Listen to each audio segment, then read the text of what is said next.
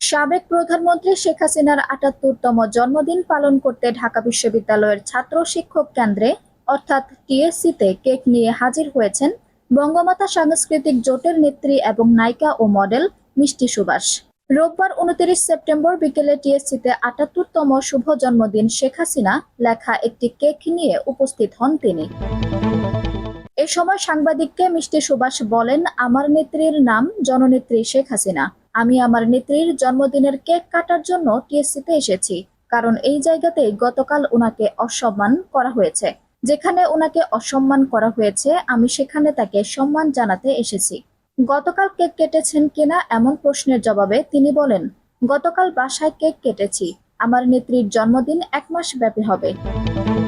মিষ্টি সুভাষ বলেন, যারা বলেছে আমার নেত্রী দুর্নীতি করেছে, আমি তাদের বলতে চাই সেটা আসলে দুর্নীতি না, সেটা হলো ভালোবাসা। শেখ হাসিনা দেশের উন্নয়ন করেছেন দেশের মানুষকে ভালো রাখার জন্য। তিনি অনেক কিছু করেছেন যা বলে শেষ হবে না। তিনি বলেন, আমি আগেও বলছি, এখনো বলছি, আমার নেত্রী পালিয়ে যায়নি। তাকে ষড়যন্ত্র করে তাড়িয়ে দেওয়া হয়েছে, তাকে ষড়যন্ত্র করে দেশ ছাড়া করা হয়েছে। আমার নেত্রী ৫ আগস্ট যেতে চায়নি। তিনি বলেছেন, আমাকে মেরে ফেললে এখানেই মেরে ফেলুন, আমি বাংলার মাটি ছেড়ে কোথাও যাব না। এক প্রশ্নের জবাবে তিনি বলেন, আমি কেক কেটে আলোচনায় আসতে চাইনি, আমি আমার নেত্রীকে ভালোবাসি। আঞ্জুম হক আরবি, টাইম নিউজ ডেস্ক।